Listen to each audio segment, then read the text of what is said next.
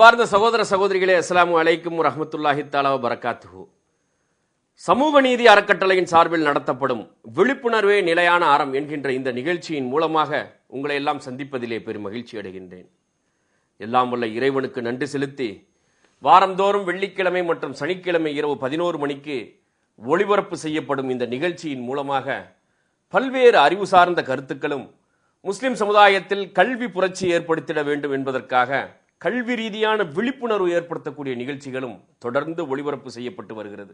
சமூக நீதி அறக்கட்டளையின் சார்பில் நடத்தப்படும் இந்த நிகழ்ச்சி முஸ்லிம் சமுதாயத்தில் ஒரு மிகப்பெரிய தாக்கத்தை எல்லாம் வல்ல இறைவனுடைய உதவியால் ஏற்படுத்தி வருகிறது. அந்த வகையில் கல்வி ரீதியான நிகழ்ச்சிகள் மாத்திரமல்லாமல் வரலாற்று ரீதியாகவும் முஸ்லிம் சமுதாயம் கடந்து வந்த பாதைகள், அந்த சமூகத்தில் தோன்றிய முன்னோர்கள், அவர்கள் செய்த தியாகங்கள் குறித்தும் பல்வேறு விதமான நிகழ்ச்சிகளையும் நாம் பார்த்து வருகின்றோம். சமீபத்தில் சென்ற ஹஜ் பெருநாள் தினத்தன்று அரபு நாடுகளில் இருக்கக்கூடிய ஒமான் நாட்டிற்கு, அதாவது அரபு நாடான ஒமான் நாட்டிற்கு மஸ்கத்தில் செயல்பட்டு வரும் தமாம் என்கின்ற தமிழ் முஸ்லிம் அசோசியேஷன் மஸ்கத், அந்த அமைப்பின் சார்பில் அவர்களுடைய நிகழ்ச்சிற்காக நான் அழைக்கப்பட்டிருந்தேன். மஸ்கத் செல்லுகின்ற நேரத்தில் இயற்கையிலேயே, அதாவது சமீப காலமாகவே எப்பொழுதாவது நமக்கு ஒமான் நாட்டிற்கு செல்லுகின்ற வாய்ப்பு கிடைக்க பெருமாயின் அந்த நாட்டில் இருக்கக்கூடிய சலாலா என்ற ஊருக்கு அவசியம் செல்ல வேண்டும் என்கின்ற ஒரு ஆசை மிக நீண்ட காலமாக இருந்தது. அதன் அடிப்படையில் அவர்கள் அந்த அழைப்பு விடுக்கப்பட்டதன் அடுத்து அவர்களிடம் அந்த கோரிக்கையை வைத்தோம். நான் மஸ்கத் வர்றதை பற்றி பிரச்சனை இல்லை, ஆனால் என்ன நீங்கள் அந்த சலாலாவுக்கு கூட்டிகிட்டு போய் காட்டணும் அப்படிங்கிற கோரிக்கையை அவர்களிடம் வைத்தோம். அவர்களும் அதை மனமும் ஏற்றுக்கொண்டார்கள்.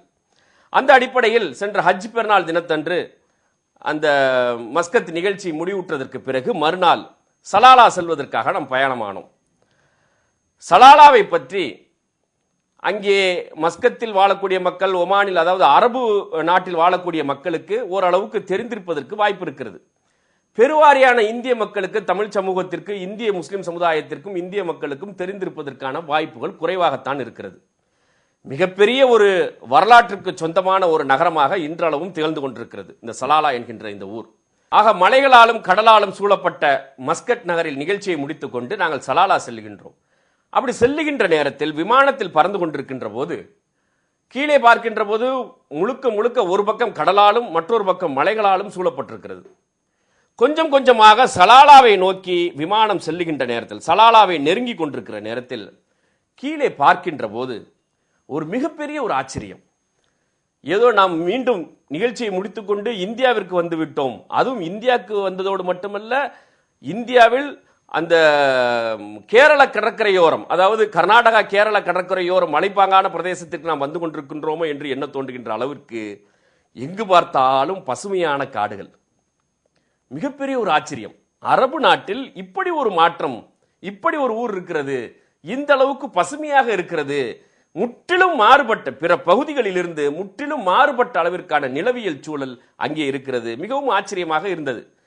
அந்த சலாலா நகருக்கு நாம் செல்ல வேண்டும் என்கின்ற நோக்கம் என்பது அங்கே இருக்கக்கூடிய ஒரு புகழ்பெற்ற ஒரு அடக்கஸ்தலம், சேரமான் பெருமாள் என்கின்ற அந்த மன்னருடைய அடக்கஸ்தலத்தை சென்று நாம் பார்க்க வேண்டும், அங்கே கிடைக்கின்ற வரலாற்று குறிப்புகளை வைத்து நாம் நூல் எழுத வேண்டும் என்பதுதான் நமக்கு இருந்த ஆசை. ஆனால் அந்த சலாலா நகரை நெருங்குகின்ற நேரத்திலேயே இத்தகைய ஒரு சூழலை கண்டவுடன் ஒரு மிகப்பெரிய ஒரு ஆச்சரியம் ஏற்பட்டது. விமான நிலையத்தில் இறங்கி நேரடியாக நாங்கள் உடனடியாக சலாலாவில் இருக்கக்கூடிய அந்த சேரமான் பெருமாள் என்கின்ற அந்த மன்னர் அவருடைய அடக்கஸ்தலத்திற்கு நாம் சென்று அதை நாம் பார்த்தோம்.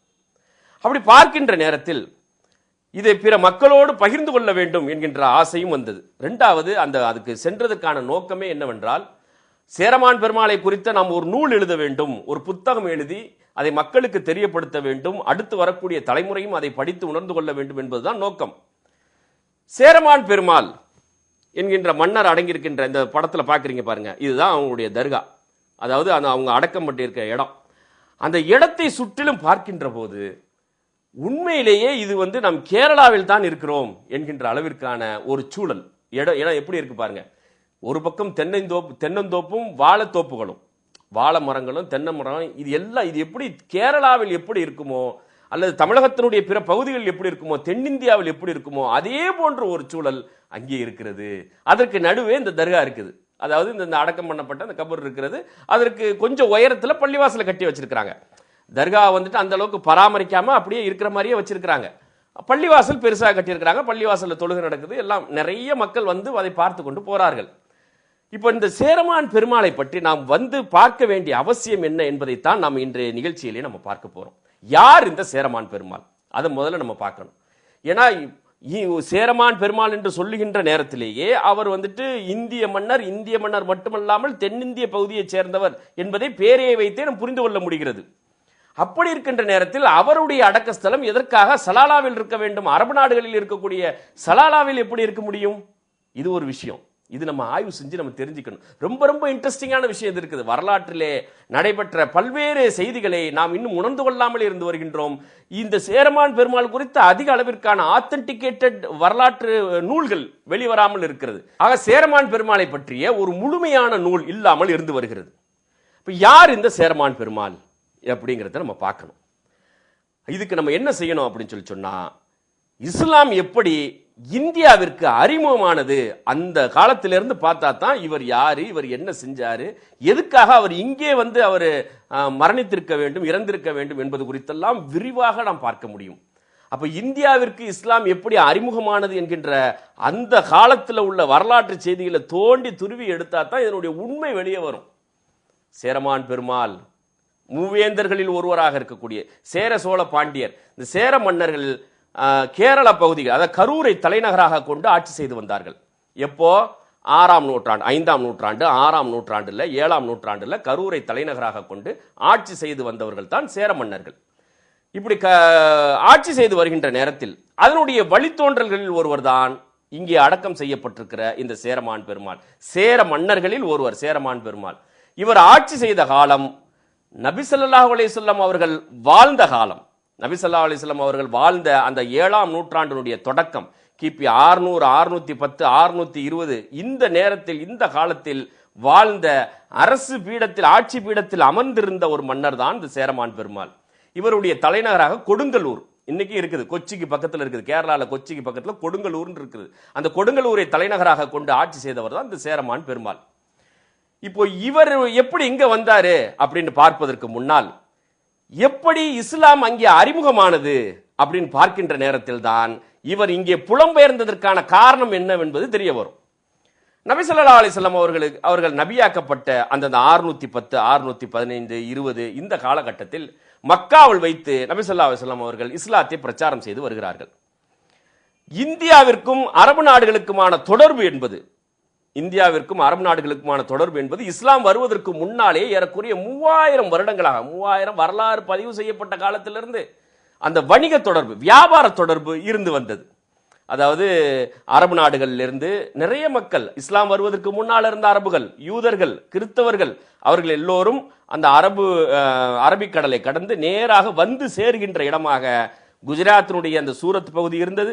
அதே போல கேரளத்தினுடைய அந்த கள்ளிக்கோட்டை, இன்னைக்கு கோழிக்கோடு இருக்கு பாருங்க, அந்த கள்ளிக்கோட்டையும் முசிறி துறைமுகம்னு சொல்லுவாங்க. அதான் இன்னைக்கு கொச்சி துறைமுகம். இந்த கொச்சி எர்ணாகுளம் சொல்லுவாங்க இல்லையா, அந்த கொச்சி துறைமுகமும் அந்த கள்ளிக்கோட்டை என்கின்ற அந்த கோழிக்கோடு 2 துறைமுகங்கள் தான் அரபு நாடுகளில் இருந்து வரக்கூடிய வணிகர்கள் நேராக தங்களுடைய பொருட்களை கொண்டு வந்து இங்கே வியாபாரம் செய்துவிட்டு இங்கே இந்தியாவில் கிடைக்கக்கூடிய பொருட்களை அங்கே கொள்முதல் செய்து கொண்டு அங்கே கொண்டு செல்வார்கள். இப்படி இந்த வியாபார தொடர்பு என்பது 3000 வருஷமா கேரளாவுக்கும் அரபு நாடுகளுக்கும் வியாபாரம் நடந்துகிட்டு இருக்குது. இதனுடைய முக்கியமான துறைமுகங்கள் நான் சொல்றது வந்துட்டு கேரளாவில் இருக்கக்கூடிய இந்த 2 துறைமுகமும், கோழிக்கோடு துறைமுகமும் இந்த இருக்கக்கூடிய கொச்சி துறைமுகம், அதாவது முசிறி துறைமுகம் சொல்லுவாங்க, எர்ணாகுளம். அதனால இந்த 2 துறைமுகங்கள் தான் முக்கிய பகுதிகள், முக்கிய கேந்திரங்களாக விளங்கியது. அரபு நாடுல பாத்தீங்கன்னு சொன்னா இங்கிருந்து கிளம்புற அந்த கொச்சி துறைமுகத்திலிருந்து கிளம்புற அந்த பாய்மர கப்பல் நேரடியா அப்படியே கிராஸ் பண்ணி சலாலாவை தான் வந்து சேரும். அதான் ரூட். கேரளாக்கும் கல்ஃபுக்குமான ரூட், அரபு நாடுகளுக்குமான ஷார்ட் ரூட்னு பாத்தீங்கன்னா, குறுக்கு வழின்னு பாத்தீங்கன்னா நேரடியா கொச்சியிலேருந்து கிளம்பி நேரா போனுச்சுன்னு சொன்னா அரபிக்கடலை கடந்தோடனே சலாலால போய் இறங்கும். சலாலாவில் இருக்கக்கூடிய அல்பலீது துறைமுகம், இந்த நிகழ்ச்சியை பார்த்துட்டு இருப்பாங்க சலாலா இருக்கக்கூடியவங்க, அந்த அல்பலீது துறைமுகம் இன்றைக்கு வந்து அது ஒரு ஆர்கியாலஜிக்கல் டிபார்ட்மெண்ட் கீழே அது இருக்குது. அந்த துறை மிகவும் பழமையான துறைமுகம். அந்த துறைமுகத்தில் தான் அவ்வளவு சரக்கு போக்குவரத்துகளும் பயணிகள் போக்குவரத்துக்கான எல்லா வேலைகளும் கீழ்திசை நாடுகளுக்கு நீங்க போறாந்தா அந்த அல்பலீது துறைமுகத்திலிருந்து தான் போகணும். அரபு நாட்டுக்கு வர்றாந்தா, எங்க இருந்து இந்தியாவிலேருந்து வர்றாந்தா நேரடியா இங்க வரணும். சலாலால இருக்கக்கூடிய இந்த அல்பலீது துறைமுகத்துக்கு தான் வரணும். இதுதான் பாயிண்ட், 2 பாயிண்ட். அப்ப கப்பல் எப்படி போனுச்சு? Point to point. இன்னைக்கு பாயிண்ட் டு பாயிண்ட் பஸ் போகுது பாருங்க. மெட்ராஸ்ல இருந்து கும்பகோணம், மெட்ராஸ்ல இருந்து மதுரை, அந்த மாதிரி அல்பலீது துறைமுகத்திலிருந்து நேர கொச்சியிலிருந்து அல்பலீது இப்படித்தான் போயிட்டு இருந்துச்சு. ஒரு சில மாற்று ஏற்பாடுகளாக செங்கடலில் இருந்து, ஜித்தா துறைமுகத்திலிருந்து, மற்ற யமன் துறைமுகத்திலிருந்து வந்து கொண்டிருந்தார்கள். ஆனால் சரக்கு போக்குவரத்து என்பது அதிக அளவிற்கு நடைபெற்ற சரக்கு போக்குவரத்து என்பது இந்த 2 துறைமுகங்கள் எல்லாம். இந்த நேரத்தில் தான் இப்போ அரபு வணிகர்கள் வந்து இங்க வியாபாரம் செஞ்சுட்டு போய்கிட்டு இருக்கிறாங்க. அப்படி வருகின்ற அரபு வணிகர்கள் மத்தியில இங்கே வந்து வியாபாரம் செய்கின்ற நேரத்தில் பார்த்தீங்கன்னு சொன்னா கரடு முரடா இருந்திருக்கிறாங்க. அந்த காலத்தில் இஸ்லாம் வருவதற்கு முன்னால் அவர்களுடைய நடை, அவர்களுடைய உடை, அவர்களுடைய பேச்சுவார்த்தை எல்லாம் பார்த்தீங்கன்னா ரொம்ப ரஃபா கரடு முரடா இருந்திருக்கும். இங்கே வாழ்ந்த மக்கள், அரபு வணிகர்கள் வருகிறார்கள் என்றாலே தங்களுடைய பெண்களை எல்லாம் கொண்டு போய் மறைத்து வைத்து விடுவார்களாம். ஆகா, ரொம்ப மோசமான ஆட்கள் வர்றாங்க அப்படின்னு சொல்லி. ஏன்னா அந்த அளவுக்கு பயந்தாங்க. அவர்களுடைய குடுக்கல் வாங்கல், அவர்களுடைய நடவடிக்கை அத்தனையும் ஃப்ராடா இருக்கும். ஏமாற்றுவதே அதிகமான ஒரு வேலையாக கொண்டிருந்தார்கள். இதெல்லாம் வரலாற்றில் பதிவாயிருக்குது. அவர்களுடைய நடவடிக்கையின் காரணமாக அரபுகள் வருகிறார்களே என்றாலே பயந்து நடுங்கிய மக்களாக தென்னகத்திலே வாழ்ந்த, குறிப்பாக அந்த துறைமுக பகுதிகளிலே வாழ்ந்த இந்திய மக்கள் அவர்களை கண்டாலே பயந்து நடுங்குகிற மக்களாக இருந்தார்கள். இந்த நேரத்தில் தான் நபி ஸல்லல்லாஹு அலைஹி வஸல்லம் அவங்க அந்த இஸ்லாத்தை பிரச்சாரம் பண்றாங்க. மக்கால வச்சு பிரச்சாரம் பண்ணும்போது அவர்களோடு ஏற்றுக்கொண்ட மக்கள், ஆரம்ப காலத்திலே, தொடக்க காலத்திலே இஸ்லாத்தை ஏற்றுக்கொண்ட மக்கள்கள்ல நிறைய பேர் வணிகர்களாகவும் இருந்தார்கள். ஏன்னா நபி ஸல்லல்லாஹு அலைஹி வஸல்லம் அவங்களே வந்துட்டு ஒரு வியாபாரம் தானே செஞ்சுக்கிட்டு இருந்தாங்க. அவர்களே ஒரு வணிகர் தான். அப்போ அந்த வியாபாரம் செஞ்சுக்கிட்டு இருக்கும்போது இஸ்லாமிய கருத்துக்கள் கொஞ்சம் கொஞ்சமா நபி ஸல்லல்லாஹு அலைஹி வஸல்லம் அவர்களுக்கு வஹி மூலமாக குர்ஆன் கொஞ்சம் கொஞ்சமாக வருகின்ற நேரத்தில் வியாபாரம் செய்வதில் அவர்கள் காட்டுகின்ற அந்த அணுகுமுறை, வியாபாரத்தில் காட்ட வேண்டிய நெறிமுறைகள் குறித்து அவர்கள் எடுத்து சொல்லுகின்ற நேரத்தில் உடனடியாக வியாபார வர்த்தகத்தில் இஸ்லாம் தன்னுடைய தாக்கத்தை ஏற்படுத்துகிறது. ரொம்ப ரொம்ப முக்கியமான பாயிண்ட். ஒரு பிசினஸ் எப்படி பண்ணணும், எந்த அளவுக்கு அதில் நேர்மை கடைபிடிக்கப்படணும், எந்த அளவுக்கு அதில் வெளிப்படையா இருக்கணும் அப்படிங்கிற தத்துவங்கள் எல்லாம் அந்த வியாபாரிகள் மத்தியிலே சென்று பதிகிறது. அப்ப அதுக்கு முன்னால வரைக்கும் கரடு முரடா நெறியற்ற ஒரு தன்மையில வியாபாரம் செய்து கொண்டு வந்தவர்கள் இஸ்லாமிய கருத்துக்களை உள்வாங்கியவுடன் தங்களுடைய வியாபார வடிவங்களிலே மாற்றத்தை ஏற்படுத்துகிறார்கள். மாற்றத்தை ஏற்படுத்தோன்னே அரபு பகுதிகளே ஒரு ஆச்சரியப்பட்டுச்சு. அப்படி இருக்கிற நேரத்தில் அதுல இருக்கக்கூடிய ஒரு சில பேர் இங்கே வருகிறார்கள். எங்க வர்றாங்க? இந்த கேரளா பகுதிகளுக்கு வர்றாங்க. ஏன்னா கடல் வழி வியாபாரம் தான் ரொம்ப முக்கியமா இருந்துச்சு. அப்ப சரக்கு பொருட்களை கொண்டு வருகிறார்கள். கொண்டு வந்து அவர்கள் வியாபாரம், இஸ்லாத்தை ஏற்றுக்கொண்டு வருகின்ற அரபுகளும் வந்தார்கள். அவர்களோடு மற்ற பிற அரபுகளும் வருகிறார்கள். முஸ்லிம் அரபுகள் வர்றார்கள்.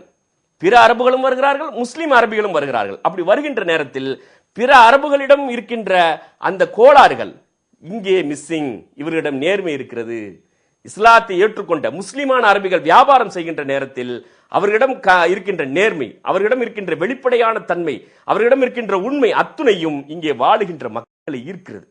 ஏடா கொஞ்ச நாளைக்கு முன்னால, கொஞ்ச வருஷம் முன்னால வரைக்கும் வந்துகிட்டு இருந்தவங்க எல்லா அரபுகளும் எப்படி பண்ணுவாங்களோ அந்த மாதிரி மோசமான ஆட்களா தான் இருந்தாங்க. ஆனா சமீபத்தில் வரக்கூடிய ஒரு சில 1-2 ஆட்களை பார்க்கும்போது அவங்களுடைய வடிவங்கள்ல எல்லாமே ஒரு மாறுதலான தன்மை இருக்குது. வியாபாரத்தில் நேர்மையா இருக்கிறாங்க, குடுக்கல் வாங்கல்ல நேர்மையா இருக்குது, உடை சுத்தமா இருக்குது, பேச்சு சுத்தமா இருக்குது, எல்லாம் சுத்தமா இருக்குது. அதோடு மட்டுமல்லாமல் அவர்கள் சொல்லுகின்ற ஒரு சில கருத்துக்கள் புரட்சிகரமான கருத்துக்களாக இருக்கிறது என்பதை பார்த்து வியந்து போகிறது தென்னகத்திலே, கேரளாவில் வாழ்கின்ற இந்திய சமூகம். வியந்து போன இந்த தென்னகத்திலே, கேரளா பகுதிகளிலே, துறைமுக பகுதிகளிலே வாழ்ந்த அந்த மக்கள் அந்த அரபுகளிடமே, முஸ்லிம் அரபுகளிடமே சென்று, கொஞ்ச நாளைக்கு முன்னால நீங்க வரும்போது அப்படி இருந்தீங்க, மற்றவங்கள மாதிரி தான் இருந்தீங்க, நீங்களும் உங்களை பார்த்தோன்னே நாங்கெல்லாம் பயந்து போயிருந்தோம், இப்போ திடீர்னு உங்கள்கிட்ட ஒரு மாற்றம் தெரியுது, அதுக்காக நிறைய நீங்க உங்களை மாத்தி இருக்கிறீங்களே, உங்களுடைய எல்லா நடவடிக்கையிலும் மாற்றம் தெரியுது, இதுக்கு என்ன காரணம் அப்படின்னு போய் கேட்கிறாங்க. அப்படி கேட்கின்ற நேரத்தில் அந்த முஸ்லிம் அரபு வணிகர்கள் சொல்கின்றார்கள், எங்கள் மண்ணிலே, அரேபியாவிலே ஒரு இறை தூதர் புதிதாக வந்திருக்கிறார், அவர் சொல்லுகின்ற இறையியல் கொள்கைகளை நாங்கள் உள்வாங்கி இருக்கிறோம், அவருக்கு கட்டுப்படுவதாகவும் அவரையும் படைத்த இறைவனுக்கு கட்டுப்படுவதாகவும் நாங்கள் சாட்சி கூறியிருக்கின்றோம், அதன் அடிப்படையிலே எங்களுடைய வாழ்க்கையை நாங்கள் அமைத்துக் கொள்வதாகவும் உறுதி கொடுத்திருக்கின்றோம், அதுதான் இந்த மாற்றத்திற்கான காரணம் என்று சொல்லுகிறார்கள். அப்படி சொல்லுகின்ற நேரத்தில் வியப்போடு பார்க்கிறது அந்த இந்திய சமூகம், தென்னகத்திலே வாழ்ந்த இந்திய சமூகம். அப்படி என்ன உங்க இறை தூதர் இறையியல் கொள்கை புதுசா சொன்னாங்க, அதை சொல்லுங்க பார்ப்போம் அப்படின்னு சொல்லுகின்ற நேரத்தில் அவர்கள் ஓரிரை கொள்கை குறித்து எடுத்துச் சொல்லுகிறார்கள். எடுத்து சொன்னவுடன் அந்த மக்களுக்கு வியப்பு. அந்த மக்களிலே இருந்த ஒரு சில அறிவுஜீவிகளுக்கு ஒரே வியப்பு.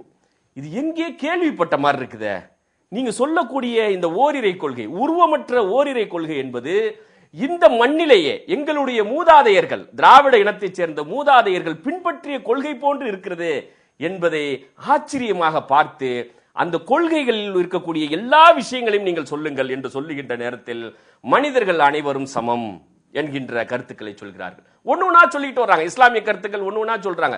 வியாபாரம் செய்வது எப்படி, திருமணம் செய்வது எப்படி, பெண்களுக்கான உரிமைகள் கொடுக்க வேண்டியது எப்படி, பெண்கள் எப்படி நடந்து கொள்ள வேண்டும், பெண்களும் ஆண்களும் திருமணம் செய்ததற்கு அப்புறம் கணவனும் மனைவியும் எப்படி நடந்து கொள்ள வேண்டும், குழந்தை எப்படி வளர்க்க வேண்டும், எல்லா விஷயத்தையும் சொல்றாங்க. சொன்ன உடனே இந்த மக்களுக்கெல்லாம் பெரிய ஆச்சரியம்.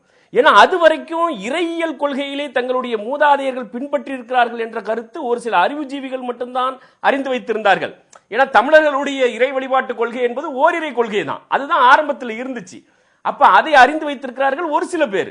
ஆனால் புரட்சிகரமான கருத்துக்களாக இருக்கக்கூடிய பெண்ணுரிமை, பெண்களுக்கு சொத்தில் பங்கு, இதெல்லாம் இந்திய சமூகம் கேள்விப்படாத ஒன்று. மனிதர்கள் அனைவரும் சமம், இதெல்லாம் புரட்சி, மிகப்பெரிய புரட்சி.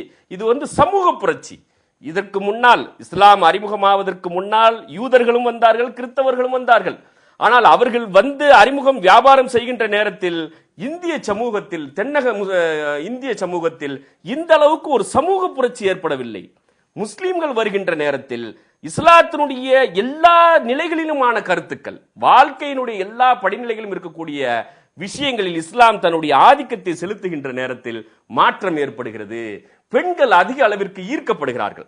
அதனால் வரைக்கும் அடிமைப்பட்டு கிடந்த பெண் சமூகத்திற்கு உரிமைகள் கிடைக்கிறது இந்த ஒரு வழிமுறையில், இந்த இஸ்லாமிய மார்க்கத்தில் என்கின்ற போது வந்த முஸ்லிம் அரபு வணிகர்களை இங்கே இருக்கக்கூடிய பெண்கள் திருமணம் செய்து கொள்கிறார்கள்.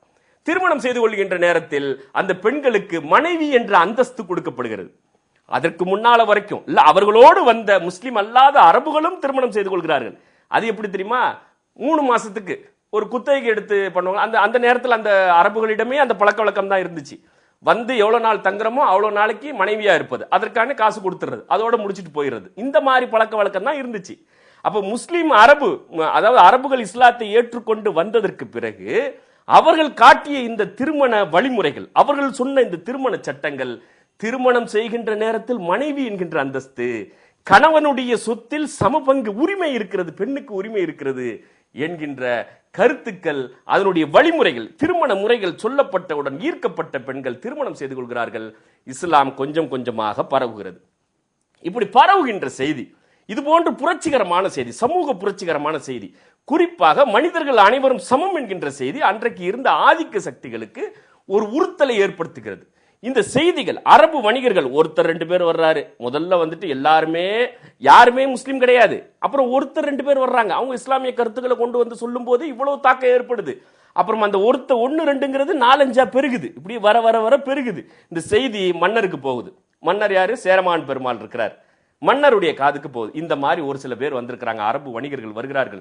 அவர்களுடைய நடவடிக்கையில எல்லாமே மாற்றமா தெரிகிறது. பிற அரபுகளிடமிருந்து முற்றிலும் மாறுபட்ட ஒரு நடவடிக்கையோடு அவர்கள் புதிதாக ஒரு இறையியல் கொள்கையும் சொல்கிறார்கள் என்கின்ற கருத்து மன்னருடைய காதுக்கு போகுது. மன்னரும் கூப்பிட்டு விசாரிக்கிறார். விசாரிச்சுட்டு அது அவ்வளோ ஒரு கவனம் கொடுத்து அதை எடுத்துக்கொள்ளவில்லை. அந்த இடத்துல அந்த பிரச்சனையை தீர்த்து விட்டுறாங்க, அதோட போயிடுது. இப்படி இருக்கின்ற நேரத்தில் மக்காவில் வைத்து ஒரு சம்பவம் நடக்குது. இதுதான் ரொம்ப ரொம்ப முக்கியமான சம்பவம். மக்காவில் வைத்து, இது எல்லாத்துக்கும் தெரியும், சூரத்துல் கமர்ல வரக்கூடிய அந்த அத்தியாயம் இருக்கு பாருங்க, அந்த அத்தியாயத்தினுடைய முதல் 2 வசனங்கள்.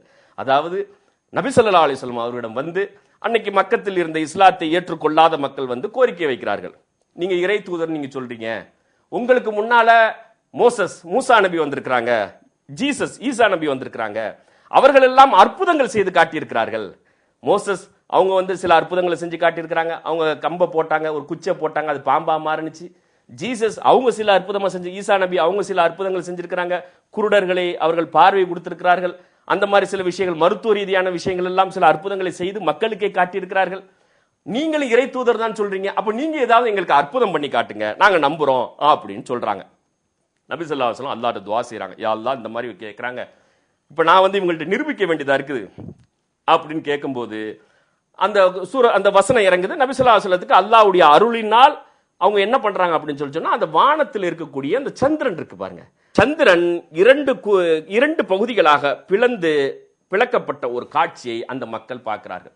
இது அல்லாஹ் குர்ஆன் சூரத்துல் கமர்ல வந்துட்டு சந்திரன் என்கின்ற அத்தியாயத்திலேயே முதல் 2 வசனங்களாக வருகிறது.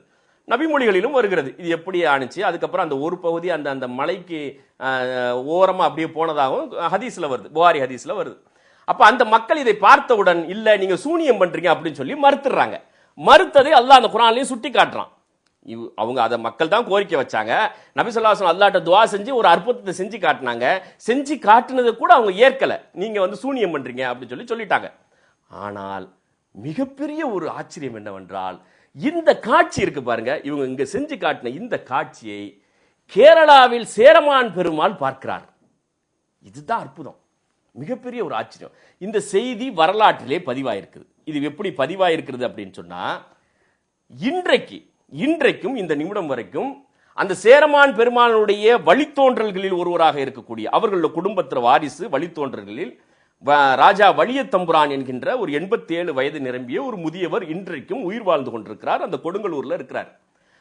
அவருடைய ஸ்டேட்மெண்ட், அவர் பத்திரிகைக்கு அவர் வெளியிட்ட செய்தி, அவர் சொன்ன செய்தி தான், சேரமான் பெருமாள் அவர்கள் ஒரு முறை அவரும் அவருடைய மனைவியும் ஒரு நாள் இரவு தூக்கம் வராத நேரத்தில் அவர்களுடைய அரண்மனை மேல்தளத்தில் உலாவிக் கொண்டிருந்த போது நிலா சந்திரன் 2 கூறுகளாக 2 பகுதிகளாக பிரிந்திருக்கக்கூடிய ஒரு காட்சியை பார்த்தார் அப்படின்னு சொல்லி இந்த வலியத்தம்புரான் இப்ப சொல்றாரு. இதுக்கு எல்லா பத்திரிகைகளையும் வந்திருக்கிறது. அப்ப அந்த காட்சியை பார்த்ததற்கு பிறகுதான் அவர் மனதிலே ஒரு மிகப்பெரிய ஒரு ஆவல் ஏற்பட்டது. இது குறித்து நாம் தெரிந்து கொள்ள வேண்டும் அப்படின்னு சேரமான் பெருமாள் பார்க்கிறார். அப்ப நபி ஸல்லல்லாஹு அலைஹி வஸல்லம் அங்க செஞ்சு, ஏன்னா உலகத்துக்கு ஒரு சந்திரன் தானே இருக்கும். அப்ப அந்த சந்திரன்ல ஏதாவது ஒரு மாற்றம் இருக்குன்னா உலகம் முழுவதும் பார்த்திருக்க முடியும். அப்படி பார்த்தவர்கள் ஒருவராக சேரமான் பெருமாள் பார்த்தார் என்று இன்றைக்கு வாழக்கூடிய அவருடைய வழித்தோன்றலில் இருக்கக்கூடிய இந்த ராஜா வலியத்தம்புரான், பெரிய தம்புரான் சொல்லுவாங்க, அவர் வந்து சொல்றார்.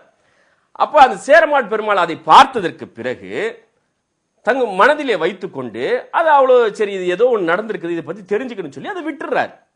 அதற்கு பிறகு இந்த அரபு வணிகர்களுடைய எண்ணிக்கை அதிகமாகிறது. முஸ்லீம் அரபு வணிகர்களுடைய எண்ணிக்கை முதல்ல ஒருத்தர் 2 பேர் இஸ்லாத்தை தழுவினவங்க வந்தாங்க, அப்புறம் 5-10 பேர் வந்தாங்க, இப்படி வரிசையை கூடிக்கிட்டே இருக்கு. வரும்போதெல்லாம் கூடிக்கிட்டே இருக்குது. அப்படி வருகின்ற நேரத்தில் மிகப்பெரிய ஒரு சமூக மாற்றம் ஏற்பட்டு வருகிறது. நிறைய மக்கள் இஸ்லாத்தை ஏற்றுக்கொள்கிறார்கள், தங்களுடைய வாழ்வியல் நெறியாக இஸ்லாத்தை ஏற்றுக்கொள்கிறார்கள். இந்த செய்தி வந்ததற்கு பிறகு முறையாக மீண்டும் அந்த அரபு முஸ்லிம் வணிகர்களை அழைத்து சேரமான் பெருமாள் அவர்கள் அரண்மனையிலே வைத்து கேட்கிறார்கள், உங்களுடைய அதாவது இந்த மாதிரியான மாற்றத்துக்கு என்ன காரணம்? ஏற்கனவே ஒரு ட்ரிப் கேட்டுட்டு லேசா விட்டுறாரு. இப்ப மறுபடியும் ஃபுல்லா கூப்பிட்டு எல்லாத்தையும் தீர விசாரிக்கிறார். அப்ப அப்படி விசாரிக்கும் போது அவங்க சொல்றாங்க, அரேபியாவில் எங்களுடைய இறை தூதர் ஒருவர் வந்திருக்கிறார். அவர் தங்களுடைய வாழ்வியல் நெறியாக இஸ்லாம் என்கின்ற மார்க்கத்தை அவர்கள் எடுத்துச் சொல்கிறார்கள். அதனை ஏற்றுக்கொண்டவர்கள் தான் நாங்கள் அப்படின்னு சொல்றாங்க. அப்ப அது சம்பந்தமா நீங்க என்ன உங்களுக்கு தெரியும் எல்லாத்தையும் சொல்லுங்க அப்படின்னு சொல்லிட்டு கேட்கிறார். யாரு? சேரமான் பெருமாள் அந்த முஸ்லிம் அரபு வணிகர்களிடம் கேட்கிறார். கேட்கும்போது அவர்கள் குர்ஆனுடைய வசனத்தை ஓதி காட்டுகிறார்கள். இந்த மாதிரியான வசனங்களை சொல்லி காட்டி அதற்கு விளக்கமும் சொல்கிறார்கள். இது வந்து இதுக்குள்ளது, அது வந்து இதுக்குள்ளது, எல்லா விஷயத்தையும் ஒன்று ஒன்றா சொல்லி காட்டுறாங்க. அப்படி சொல்லி காட்டுகின்ற நேரத்தில் இந்த சூரத்துல் கமரும் வருகிறது.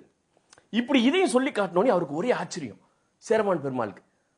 இது எதையோ நான் இந்த செய்தியை பார்த்திருக்கேனே அப்படின்னு சொல்லிட்டு சொல்றாரு. இந்த நடவடிக்கையை நான் பார்த்திருக்கிறேனே, இந்த மாதிரி ஒரு நாள் நான் வந்துட்டு நானும் என்னுடைய மனைவியும் நடந்து கொண்டிருக்கின்ற நேரத்தில் அரண்மனை உச்சியில் சந்திரன் 2 கூறுகளாக பிளந்திருந்த காட்சியை நான் பார்த்தேன் அப்படின்னு சொல்றாரு. இப்ப இவங்க சொல்ற வசனத்துக்கு அதுக்கும் ஒத்து போனவனே என்ன பண்றாரு, இவருக்கு பெரிய ஆச்சரியம், இதை பத்தி நம்ம இன்னும் டீட்டெயிலா நம்ம தெரிஞ்சுக்கணும் அப்படின்ட்டு ஆசை வந்துருது இவருக்கு. அப்ப அரண்மனையில் இருக்கக்கூடிய ஜோஷியர்களை அழைத்து விசாரிக்கிறார். இந்த மாதிரி ஆனதுக்கு வேற ஏதாவது வேதங்கள்ல, இந்து மத வேதங்கள்ல ஏதாவது சொல்லப்பட்டிருக்கிறதா நீங்க ஆய்வு செய்யுங்க அப்படின்னு சொல்லுகின்ற நேரத்தில் குறிப்பாக அரேபிய மண்ணில் ஏதாவது மாற்றங்கள் வருமா, அவர்கள் சொல்வது போன்ற தூதர்கள் குறித்து, இறைவனுடைய தூதர்கள் குறித்து ஏதாவது செய்திகள் இருக்கிறதா என்பதை ஆய்வு செய்யுங்கன்னு சொல்லி ஜோஷியத்தை சொல்றார். ஜோஷியர்களும் ஆய்வு செய்துவிட்டு சொல்கிறார்கள், பவிஷ்ய புராணத்திலும் கல்கி புராணத்திலும் இது போன்ற விஷயங்கள் இருக்கிறது அப்படிங்கிறதையும் சொல்றாங்க. இப்ப நான் சொல்லிக்கிட்டு வர்ற இந்த செய்திகள் எல்லாமே யாருடைய ஸ்டேட்மெண்ட் பாத்தீங்கன்னா, இன்னைக்கு உயிர் வாழ்ந்து கொண்டிருக்கின்ற இந்த ராஜா வலியத்தம்புரானுடைய ஸ்டேட்மெண்ட். சேரமான், எங்களுடைய முன்னோர் சேரமான் பெருமாள் எப்படி இஸ்லாத்தை ஏற்றுக்கொண்டார் என்பதற்கு அவர் சொல்லுகின்ற வரலாற்று செய்திகளை தான் இப்ப நான் சொல்லிட்டு வரேன். அப்ப அந்த ஜோசியர்களும் இந்த மாதிரி சொன்ன உடனே முடிவு பண்றாரு, நான் நபிகள் நாயகம் ஸல்லல்லாஹு அலைஹி வஸல்லம் அவர்களை சந்திக்க வேண்டும், அதற்கான ஏற்பாட்டை செய்யுங்கள் அப்படின்னு சொல்லி இந்த அரபு வணிகர்களிடம் சொல்றாங்க. சரி அப்படின்னு சொல்லி அதுக்கான ஏற்பாடுகள் நடக்கிறது. நபிகள் நாயகம் ஸல்லல்லாஹு அலைஹி வஸல்லம் அவர்களை சந்திப்பதற்கான தயாரிப்புகள் கொடுங்கலூரிலே நடைபெறுகிறது. தன்னுடைய ஆட்சிக்கு உட்பட்ட பகுதிகளை எல்லாம் பிரித்து கொடுத்துட்டு அவங்களோட வாரிசுகள்கிட்ட பிரித்து கொடுத்துட்டு நான் போய் அவங்கள பார்த்துட்டு வர்றேன் அப்படின்னு சொல்லி முடிவு பண்ணி சேரமான் பெருமாள் பாய்மர கப்பலிலே ஏறி நபி ஸல்லல்லாஹு அலைஹி வஸல்லம் அவர்களை சந்திப்பதற்கு அவர் தயாராகிறார். கப்பல் கிளம்புகிறது. அப்படி செல்லுகின்ற நேரத்தில் அவர்களோடு வந்த வணிகர்கள், அந்த அரபு வணிகர்கள் இருக்கிறாங்க பாருங்க, அவர்கள ஒருத்தர் தான் அந்த மாலிக் பின் தினார் அப்படின்னு சொல்லி. இவர் சில வரலாற்று செய்திகள்ல இவர் சஹாபி என்றும், சில வரலாற்று செய்திகள்ல வந்துட்டு இது அது வந்து சர்ச்சைக்குரிய கருத்து, மாற்று கருத்து இருக்கிறது அப்படிங்கிற மாதிரி இருக்கிறது. ஆனாலும் மாலிக் பின் தினார் என்கின்ற ஒரு அரபு முஸ்லிம் பயணியும் வருகிறார், கூடவே வருகிறார். யார் கூட? சேரமான் பெருமாள் கூட. கொச்சியில இருந்து கிளம்பின பாய்மர கப்பல் நேரா சலாலாக்கு வருது. ஏன்னா அதான பாதை, அங்கதானே வரணும். சலாலால வந்து அல்பலீது துறைமுகத்துல வந்து இறங்குது. அல்பலீது துறைமுகத்திலிருந்து நேரா யமன் போகுது. யமன்ல இருந்து மக்கா வந்து, மக்கால இருந்து மதீனா வருது. சலாலால இருந்து நீங்க சவுதி அரேபியாக்குள்ள போறதா இருந்தா, இன்னைக்கு இருக்கக்கூடிய இந்த அரேபியாக்குள்ள சவுதி அரேபியாக்குள்ள போறதா இருந்தா அது பாலைவனத்துல போய் மாட்டிக்கணும். அப்ப ரூட் எதுன்னு பாத்தீங்கன்னா சலாலால இருந்து நேரா யமன், சனால இருந்து மக்கா, மக்கால இருந்து மதீனா. அப்ப மதீனால வந்து நபி ஸல்லல்லாஹு அலைஹி வஸல்லம் அவர்களை சேரமான் பெருமாள் அவர்கள் சந்திப்பதற்காக பெரும் முயற்சி எடுத்துக்கொண்டு வந்து மதீனாவில் வைத்து சந்திக்கிறார்கள். சந்தித்தார்கள் என்கின்ற செய்தி இமாம் ஹாக்கிம் அவர்கள் தொகுத்த அந்த நபிமொழி தொகுப்புகள் இருக்கு பாருங்க, அல் முத்தர்தான்னு சொல்லி, அந்த தொகுப்புல வந்துட்டு இந்த செய்தி இடம்பெற்றிருக்கிறது. இமாம் ஹாக்கிம் அவர்கள் தொகுத்த அந்த நபிமொழி தொகுப்புகள்ல வந்து இந்த செய்தி இடம்பெற்றிருக்கிறது. சேரமான் பெருமாள், அதாவது இந்தியாவிலிருந்து அந்த மன்னர் அவர்கள் வந்து நபி ஸல்லல்லாஹு அலைஹி வஸல்லம் சந்திக்கிறாங்க. சந்திக்கும் போது அவர்களுடைய தூதர், அதாவது அவருடைய தோழர்களும் உடன் இருக்கிறார்கள். இந்த செய்தியை அதாவது இந்த செய்தியை வந்து அந்த இமாம் ஹாக்கிம் அவர்கள் மட்டும் பதிவுகாக்கவில்லை, இங்கே இன்றைக்கு வாழக்கூடிய இந்த ராஜா வலிய தம்புரானும் சொல்றாங்க. சேரமான் பெருமாள் போனாங்க, போய் நபி ஸல்லல்லாஹு அலைஹி வஸல்லம் அவர்களை சந்திச்சாங்க. சந்திக்கும் போது அவருடைய தோழர்களும் உடன் இருந்தார்கள். அப்படி சந்திக்கின்ற நேரத்தில் இந்தியாவிலிருந்து ஊறுகாய் இருக்கு பாருங்க, ஏன்னா அதான ஸ்பெஷல், கேரளா ஸ்பெஷல் இருக்கு பாருங்க, ஊறுகாயும் இஞ்சி சாறும் கொண்டு சென்றார்கள் அப்படிங்கிற செய்தியையும் இவர் சொல்றாரு. அதுலயும் பதிவா இருக்குது. அப்ப இந்த விஷயங்களை இதை எடுத்துக்கொண்டு நபி ஸல்லல்லாஹு அலைஹி வஸல்லம் அவர்கள்ட்ட கொடுத்ததாகவும், அவர்கள் தானும் உண்டு அதை பிறருக்கும் கொடுத்து மகிழ்ந்து விட்டு சில மார்க்க ரீதியான, இஸ்லாம் ரீதியான சில விவாதங்கள் நடக்கிறது. சேரமான் பெருமாளுக்கும் நபி ஸல்லல்லாஹு அலைஹி வஸல்லம் விவாதத்திற்கு பிறகு இஸ்லாத்தை ஏற்றுக்கொள்கிறார் சேரமான் பெருமாள். தாஜுதீன் என்கின்ற பெயரை சேரமான் பெருமாளுக்கு சூட்டியதாக வரலாற்றிலே பதிவாயிருக்கிறது. இன்னொரு பெயரும் வருகிறது, அப்துல் ரஹ்மான் சாமுதிரி என்கின்ற பெயர் வைக்கப்பட்டதாகவும் ஒரு செய்தி பதிவாயிருக்கிறது. ஆக இஸ்லாத்தை ஏற்றுக்கொண்ட சேரமான் பெருமாள் அவர்கள் கொஞ்ச காலம் அங்கே வாழ்ந்துவிட்டு அன்றைக்கு ஜித்தாவினுடைய கவர்னராக இருக்கக்கூடிய அவருடைய மகளையும் திருமணம் செய்து கொள்கிறார். பிறகு நாடு திரும்புகின்ற எண்ணம் வருகிறது. சரி, இஸ்லாத்தை ஏற்றுக்கிட்டோம், இனி நம்ம ஊருக்கு போய் இந்த மார்க்கத்தை மக்களிடம் எடுத்து சொல்ல வேண்டும், இந்த மார்க்கத்தின்பால் மக்களை அழைக்க வேண்டும் என்கின்ற அடிப்படையில் ஊர் திருமணம்ங்கிற சிந்தனை வருது.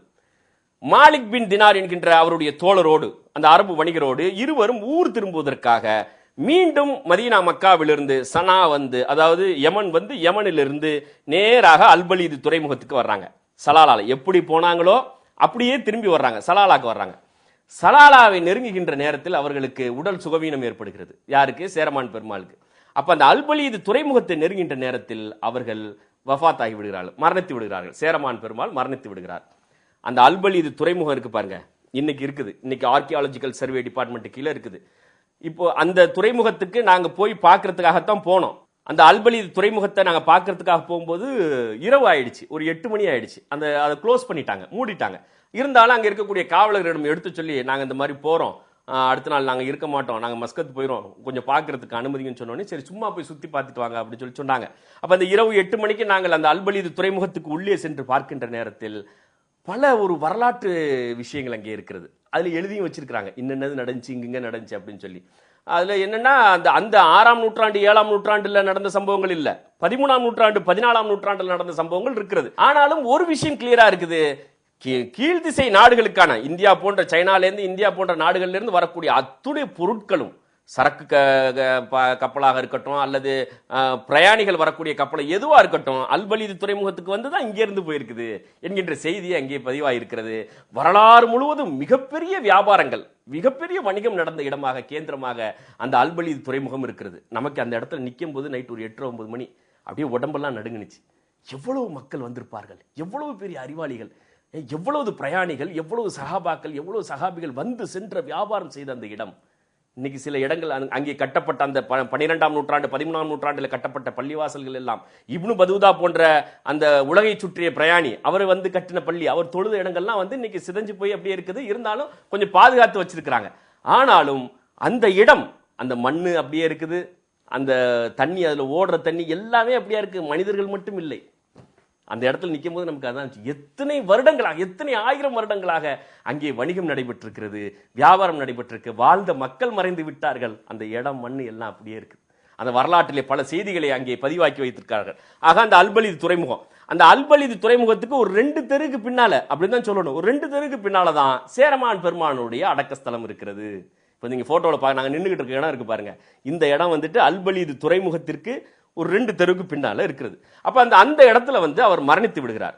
மரணிக்கின்ற தருவாயில் சேரமான் பெருமாள் அவர்கள் தன்னோடு வந்த மாலிக் பின் தினார் அவர்களுக்கு ஒரு சில விஷயங்களை சொல்லி, சில கடிதங்களை கொடுத்து விட்டு, நீங்கள் ஊர் சென்று, கொடுங்கலூர் சென்று, கேரளா சென்று அங்கே இறைவனை வணங்குவதற்காக, உருவமற்ற ஓரிரை கொள்கையை வணங்குவதற்காக ஒரு பள்ளிவாசலை கட்டுங்கள், அதற்கு நீங்கள் அவருக்கு ஒரு கடிதம் கொடுத்து விட்டதாகவும் செய்திகளில் பதிவாயிருக்கிறது. நான் ஒரு கடிதம் எழுதித்தரேன், அதை நீங்க கொண்டு போய் கொடுத்தீங்கன்னு சொன்னா அந்த பள்ளிவாசல் கட்டுவதற்கான நிலத்தை தருவார்கள் என்று சொன்னவுடன் சேரமான் பெருமாள் அவர்கள் மரணித்து விடுகிறார்கள். அங்கே அடக்கம் செய்யப்படுகிறார்கள். அதனைத் தொடர்ந்து மாலிக் பின் தினார் கொடுங்கலூர் வர்றார். கொடுங்கலூர் வந்து அவருடைய ஏற்பாட்டின் அடிப்படையிலே முதலாக கொடுங்கலூரிலே வைத்து ஒரு பள்ளிவாசல் கட்டப்படுகிறது. அந்த பள்ளிவாசல் இன்ற அளவுக்கும் இந்த நிமிடம் வரைக்கும் சேரமான் ஜும்மா மஸ்ஜித் என்ற பேர்லயே இருக்குது. கொடுங்கலூருக்கு போறவங்க, கொச்சி துறைமுக நகரம் இருக்கு பாருங்க, எர்ணாகுளம், அதுல இருந்து ஒரு 16 கிலோமீட்டர் 20 கிலோமீட்டர் தான் இருக்கும். அங்க போய் பாத்தீங்கன்னு சொன்னா இந்த பள்ளிவாசல் இன்னும் சேரமான், இப்ப இந்த போட்டோல பாக்குறீங்க பாருங்க, சேரமான் மாலிக் நகர் அப்படின்னு இருக்குது, சேரமான் மஸ்ஜித் இருக்கிறது. இப்ப இந்த ஒரு போட்டோ இருக்கு பாருங்க, இது வந்து 400 வருடத்திற்கு முன்னால் இருந்த அந்த கட்டிடம். அதற்கு பிறகு நவீனமாக இப்படி மாற்றி இருக்கிறார்கள். இந்த பள்ளிவாசல்லே ஒரு மியூசியமும் இருக்குது. அந்த பழைய காலத்து பொருட்கள் எல்லாம் அங்கே வைத்திருக்கிறார்கள். அந்த பள்ளியில யார் பாங் சொல்றதுன்னு பாத்தீங்கன்னா, இப்போ பரம்பரையா வரக்கூடிய அந்த குடும்பத்தை சேர்ந்தவர்களே பாங் சொல்லிக் கொண்டு அந்த பள்ளியை பராமரித்துக் கொண்டும் வருகிறார்கள். ஆக கொடுங்கலூரிலே பள்ளியை கட்டிவிட்டு நேராக மாலிக் பின் தினார் கண்ணூர் போறார். காசர்கோடு பக்கத்தில் இருக்கக்கூடிய அந்த பகுதிக்கு போறார். அங்கே சென்று அவர் மரணித்து விடுகிறார். யாரு? மாலிக் பின் தினார். அந்த இடத்துல வந்துட்டு அங்க அவங்களுக்கு ஒரு அடக்கஸ்தலம் இருக்குது. அதுக்கு அருகிலேயே ஒரு பள்ளிவாசல் இருக்கிறது. அந்த பள்ளிவாசலுக்கு பேர் பாத்தீங்கன்னா மாலிக் பின் தினார் பள்ளிவாசல். ஆக ஒரு பக்கம், அதாவது நடுவுல வந்து அரபிக்கடல் ஓடுது. அரபு நுழைவு வாயில் என்று சொல்லக்கூடிய ஒமான், அந்த ஒமானில் இருக்கக்கூடிய சலாலால ஒரு பகுதியில் சேரமான் பெருமாளும், இந்த பகுதியில் கேரளாவினுடைய இந்த பகுதியில், கேரளாவில் இருக்கக்கூடிய அந்த கேரளா கர்நாடகா பார்டர்ல இந்த பகுதியில் பார்த்தீங்கன்னு சொன்னா மாலிக் பின் தினார் சேரமான் பெருமானுடைய தோழர். நடுவுல அரபிக்கடல். இப்ப இதுல கவனிக்க வேண்டிய விஷயம் என்ன அப்படின்னு சொல்லி சொன்னா, இஸ்லாம் அறிமுகமானது, அதற்கு பிறகு அது சேரமான் பெருமாளை ஈர்த்தது, பிறகு அவர்கள் சென்று நபி ஸல்லல்லாஹு அலைஹி வஸல்லம் சந்தித்தது, திரும்பி வருகின்ற வழியில் சலாலாவில் வைத்து அவர்கள் மரணித்தது, அதற்கு பிறகு மாலிக் பின் தினார் வந்து பள்ளிவாசலை கட்டியது, பிறகு அவர்கள் வஃபாத்தானது, இந்த செய்திகள் எல்லாம் வரலாற்றிலே பதிவாயிருக்குது. இதுல மிக முக்கியமாக ஆச்சரியத்தை ஏற்படுத்தக்கூடிய ஒரு விஷயம் எதுவென்றால், இந்த சலாலா நகர் இருக்கு பாருங்க, சேரமான் பெருமாள் அவர்களுடைய அந்த அடக்கஸ்தலம் இருக்கக்கூடிய ஒமானுடைய, அதாவது அரபு மண்ணில் இருக்கக்கூடிய இந்த சலாலா நகர் ஒரு முற்றிலும் மாறுபட்ட ஒரு நகராக இருக்கிறது. அரபு நாடுகளுடைய இயல்பிற்கு முற்றிலும் மாறுபட்ட ஒரு காலநிலை அங்கே இருக்கிறது. முற்றிலும் மாறுபட்ட ஒரு நிலவியல் சூழல் அங்கே இருக்கிறது. இது எப்படி சாத்தியம்? ரொம்ப ஒரு ஆய்வுக்குரிய ஒரு விஷயம் தான் இது. அது அங்க போய் பார்த்தீங்கன்னா உங்களுக்கு புரியும். வாய்ப்பு கிடைக்கின்றவர்கள் கண்டிப்பாக நீங்கள் சலாலா செல்ல வேண்டும். மற்ற பகுதிகளிலிருந்து முற்றிலும் மாறுபட்ட ஒரு பகுதி சலாலா போய், அதனால தான் நான் தொடக்கத்திலே நான் சொன்னேன், சலாலாவை நெருங்குகின்ற நேரத்திலேயே பசுமையான ஒரு பகுதி, கேரளாவிற்கு செல்வது போன்ற ஒரு பகுதி அங்கே இருந்தது. இன்றைக்கும் அப்படித்தான் இருக்கிறது. என்ன இல்லை அங்க, என்ன ஒரு பக்கம் தென்னந்தோப்பு, தென்னை, வாழை, கரும்பு, காய்கறிகள், கீரை எல்லாம் விளையுது. கேரளாவில் என்ன விளையுமோ, ஒரு வளமான மண்ணில் என்ன விளையுமோ அத்துணை விஷயங்களும் அரபு பகுதி, பாலை நிலத்தில், பாலைவனம் சூழ்ந்திருக்கக்கூடிய ஒரு பகுதியில், அரபு நிலத்தில் இருக்கக்கூடிய சலாலாவில் விளைகிறது. நீங்க இந்த படத்துல பாருங்க, தென்னந்தோப்பு. அங்க போய் நாங்க முதல்ல கீழே இறங்கி போய் பார்த்ததுக்கு மிகப்பெரிய ஒரு ஆச்சரியம். நம்ம ஊர்ல வாக்கியா வரப்புல நிக்கிற மாதிரி இருக்குது. அங்க போய் பார்க்கும்போது அந்த தென்னந்தோப்பு இருக்குது, வாழைத்தோப்பு இருக்குது, வாழைத்தோப்புல பம்பு செட் ஓடும் பாருங்க, பம்பு செட் இருக்குது, வாக்கியா வரப்பு இருக்குது, பறவைகளுடைய சத்தம் முற்றிலும் கேரளாவில் இருப்பது போன்று அல்லது கன்னியாகுமரி டிஸ்ட்ரிக்ட்ல இருப்பது போன்று திருநெல்வேலி மாவட்டத்தில் இருப்பது போன்ற ஒரு ஃபீலிங் தான் நமக்கு அங்கே சலாலாவில் சென்று பார்க்கின்ற நேரத்தில் ஏற்பட்டது. இது எப்படி சாத்தியம்? பெரிய ஆச்சரியம், ஆச்சரியமான ஒரு விஷயம். அதை விட ஆச்சரியம் என்ன தெரியுமா? கேரளாவை பொறுத்த வரைக்கும் அந்த தென்மேற்கு பகுதிகள் இருக்கு பாருங்க, அந்த பகுதிகளை பொறுத்த வரைக்கும் ஜூன் மாசம் வந்துட்டு அந்த தென்மேற்கு பருவமழை தொடங்கும்.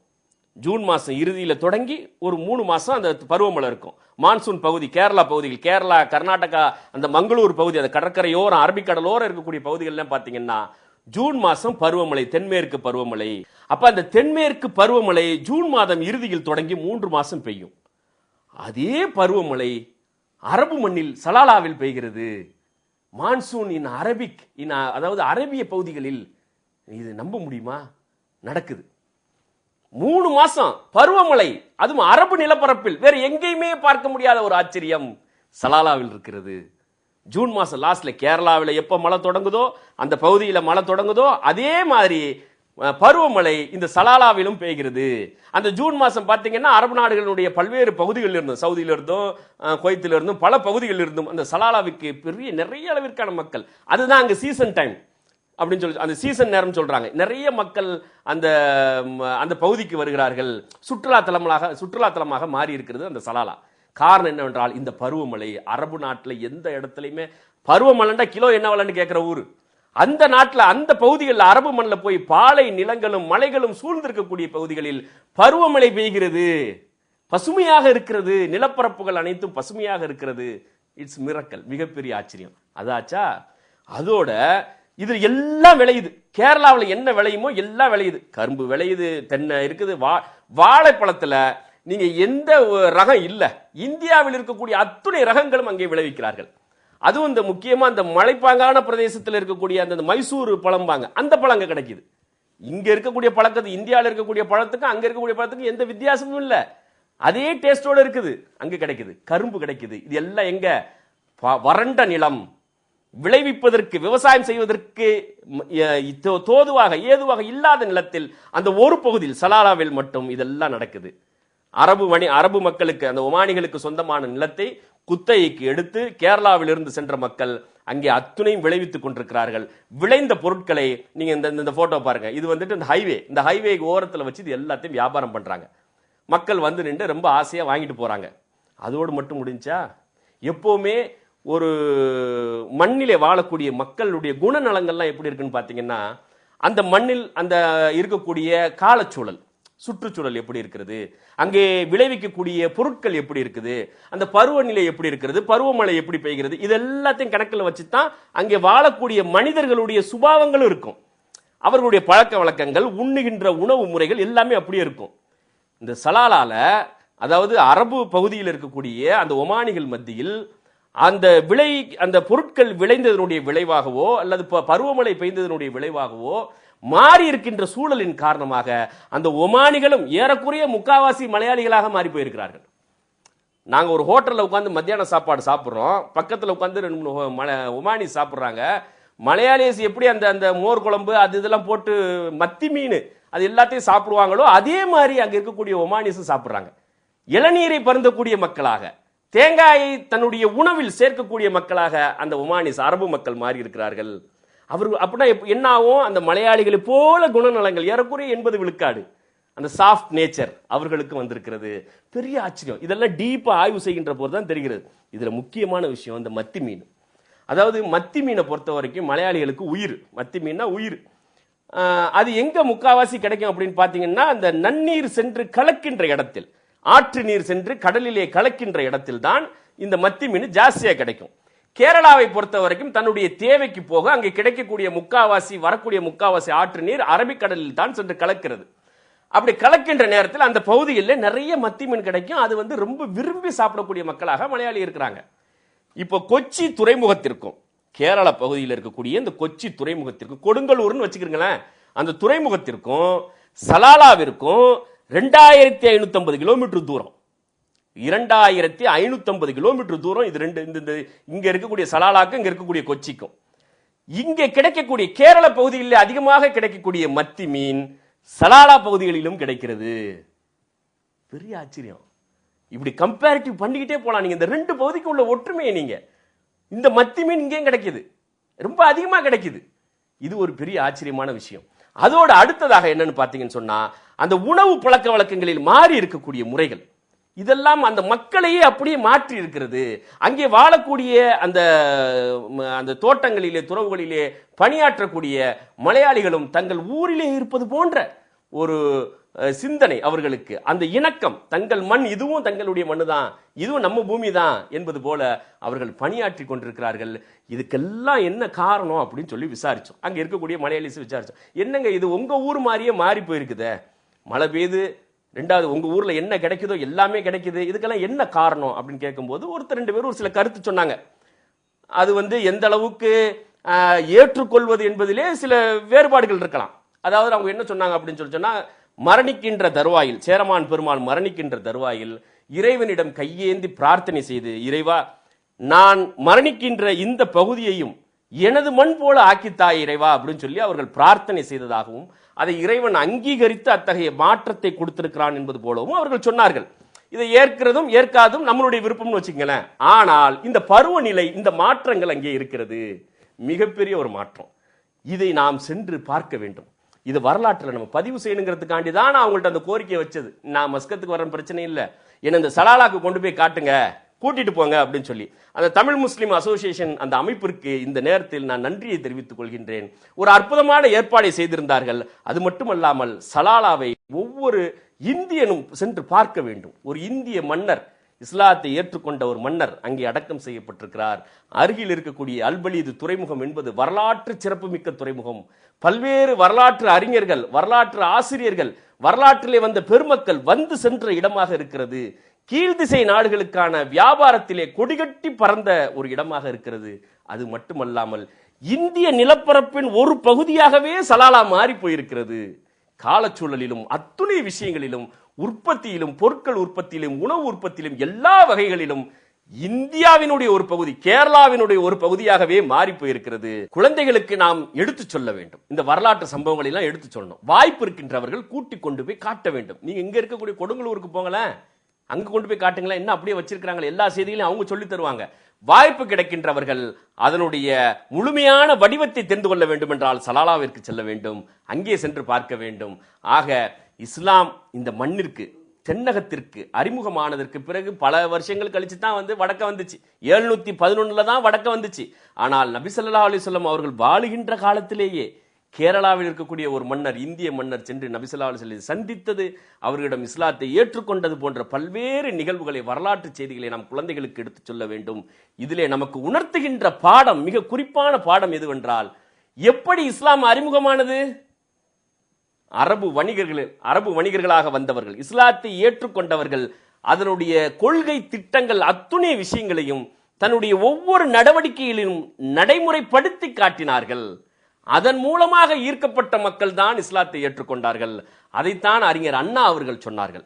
தன்னுடைய நூலிலே அண்ணா அவர்கள் குறிப்பிட்டிருக்கிறார்கள், இஸ்லாம் முதலாக இந்த தென்னக பகுதிகளிலே அறிமுகமாகின்ற நேரத்தில் தமிழர்கள், திராவிட இனத்தினுடைய மக்கள் எப்படி அதை பார்த்தார்கள் என்றால், காணாமல் போன தன் குழந்தை மீண்டும் திரும்பி வந்தது போன்று அவர்களுக்கு ஒரு உணர்வு ஏற்பட்டது.